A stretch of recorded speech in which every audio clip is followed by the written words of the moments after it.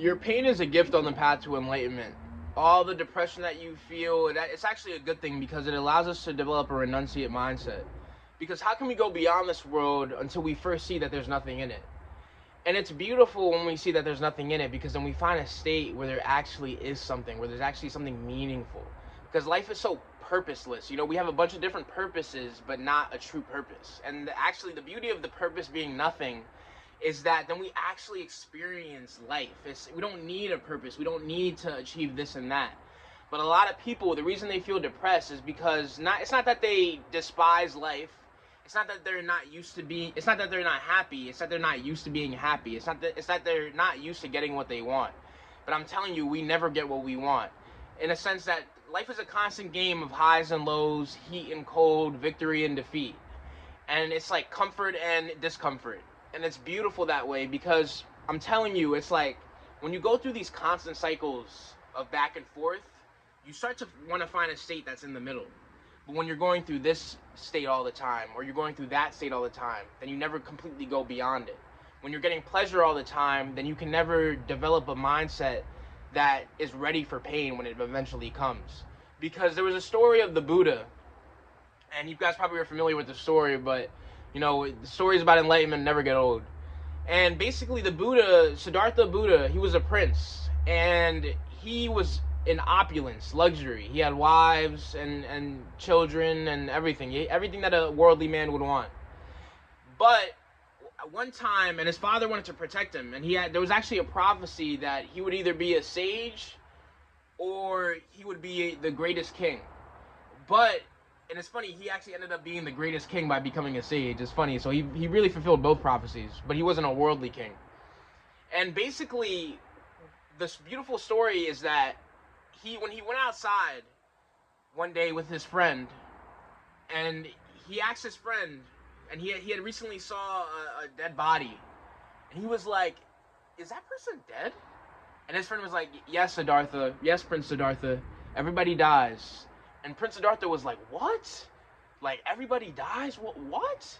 And he told him, "Please bring me back immediately," because he was so distraught and depressed. So he was so, because he had no idea that he was so pampered and comforted that he had no idea that, like, life was this bad. So it was extreme for him. It was, like, abrupt for him. It was like, oh my God. Like, he was so depressed. Once he saw all these people sick, he had such compassion for them. He had such empathy, and it was like a shell shock for him.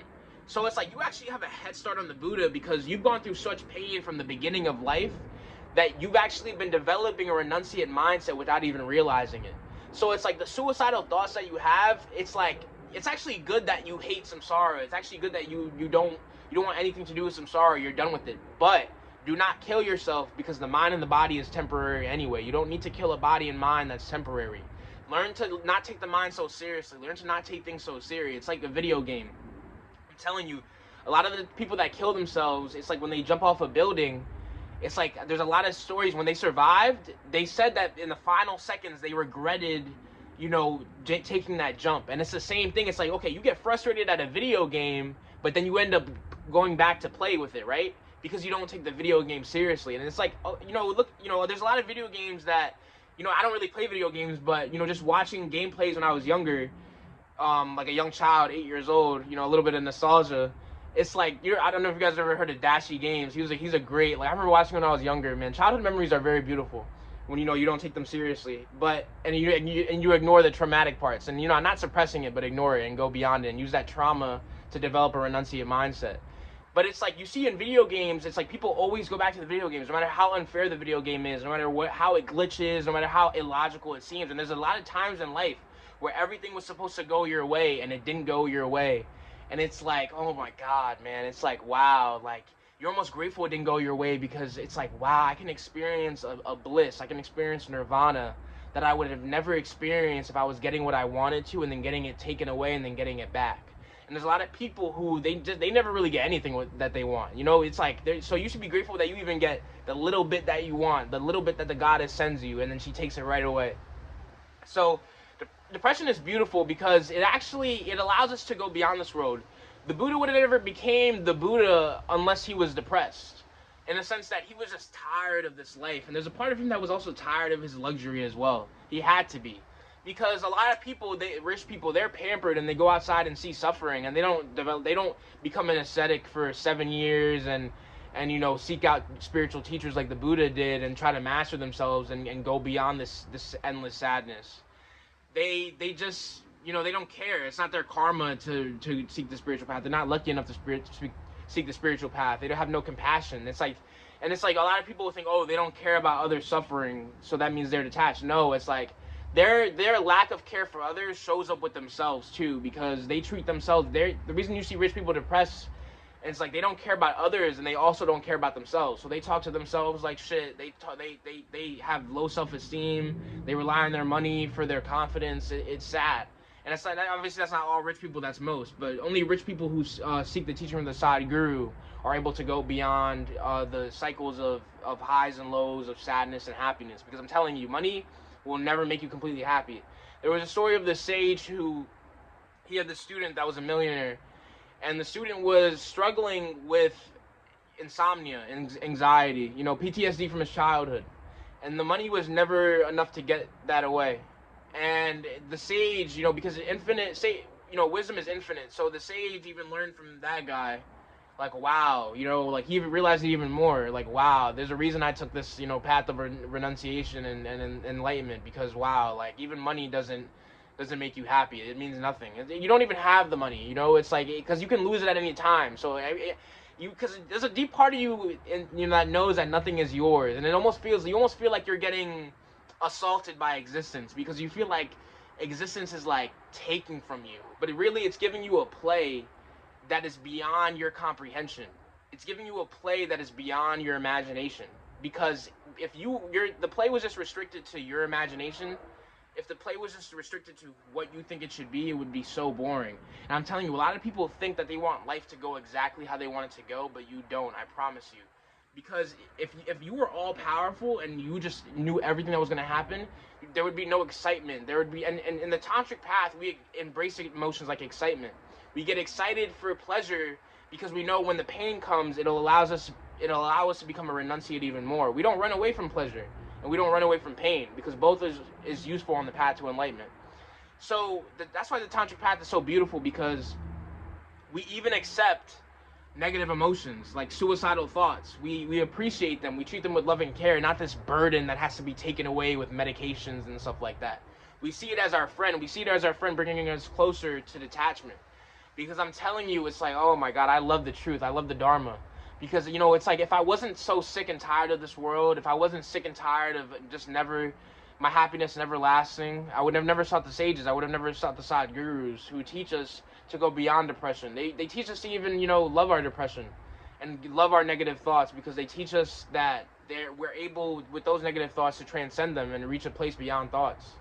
And it's beautiful. I'm so grateful to my, enlightened masters that have, taught me the way and allowed me to continue the way in a way that is beyond a way. I used to like always want life to fit into my way, but it's like the Divine Mother, she's very cruel in a sense that she never really gives anybody what they want. This play is completely absurd. It's completely absurd. And you have to learn to be okay with that. You have to learn to love and accept that. Nothing ever makes sense. It only makes, even, something that makes sense to you, it doesn't make sense to somebody else. No matter how logical you think it is, somebody else wouldn't want it. It's hilarious. It's crazy. There's always good and bad in this world. Like, literally always. So it's like pointless. Like, you have to go beyond it. There will never be a time where everything it genuinely works, where it's like it can work for a moment. When I say it genuinely works, it's like, okay, let's say you get your dream wife. Now you're worrying, oh man, will she die of cancer? Will she die of this and that? Will I have my kids forever? Will my kids, every time your kids go out, you're wondering, man, like, man, are they gonna come back home? Is it like, there's nothing that ever works. Or one of your kids could die, your wife could die, anybody could die. Anybody could die in your family at any time. So nothing ever works. And it's like it only has the appearance of working. Or for example, let's say you have like a little brother, and it's like you pray that, or a little sister, you just pray that you die before them, because you don't want to experience that pain. It's like you have good moments with them in the moment, but it's like you just pray that you leave this earth before they do, or you leave this earth before somebody else you love does. So it's like, and it's like, you notice how in order to have a good time, you need to involve other people.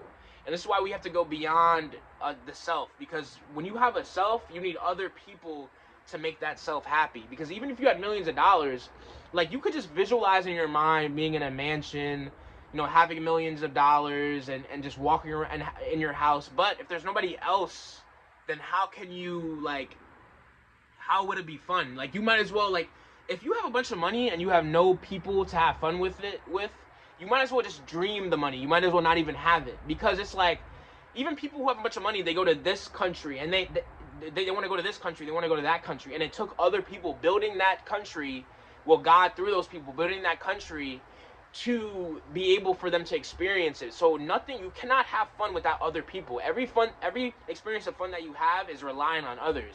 But you know what isn't relying on others? That eternal bliss that is there, the eternal Paramatman, that is always there, that you can always access, and that you can always be free from the disparaging thoughts that you tell yourself. And I'm telling you, it's like the thoughts that you have, I'm telling you, as a child, you didn't even care about the things that made you depressed. Like, oh, I'm not this place in life, or I don't have this woman, I don't have this husband, or whatever. It's like, I'm telling you, it's like when you're alone, you notice how people, it's like, man, I hate being around other humans. I prefer being alone. But it's like, people even suffer when they're alone, because they think they're alone, but they're not, because their thoughts are still there, and your thoughts aren't even yours. Your thoughts are from other people. So it's like, or external circumstances that form those thoughts. So, or external ideologies. And that's why it's important to go beyond knowledge. It's important to go beyond thoughts and reach the Zen state. Because when we go beyond thoughts, then we truly experience aloneness. Not loneliness, but aloneness. Because aloneness is different from loneliness. Loneliness is, man, I wish I was around these people, or man, I'm lonely. Like, these people, they're this place in life and I'm not this place in life. So you feel lonely in your position in life, because you're comparing yourself to others. And it's not really you criticizing yourself. It's society, Maya, in your mind criticizing you. It's not you criticizing you. It's not you telling you want to kill yourself. As a baby, as a kid, you didn't think about killing yourself. What is killing yourself? What do I need to kill myself? I'm having fun. Even if my mom's abusing me, you should see even kids, like, let's say they have an abusive parent, right? The parent will be beating the hell out of them, and then 5 minutes later, the kid will be playing with toys, because the kid doesn't take anything personally. The kid just, the kid might have to deal with some trauma and practice deep meditation to overcome that trauma that the parent impressed on their body. But because the child is less attached to his mind, so when a child or a parent abuses him, he just goes beyond it very simply, because he's not attached to this idea of a person. But the more you go through experience, the more you have these ideas of ups and downs. These ideas that things are supposed to go your way because, for example, you got a 99 on a test, and then you got an F on a test, and your parents really kind of show their true colors about how they really feel about you. Because I'm telling you, it's like, another thing that causes depression is expectations. Like, we expect certain people to love us forever. We expect a partner to love us forever, or this certain parent to love us forever.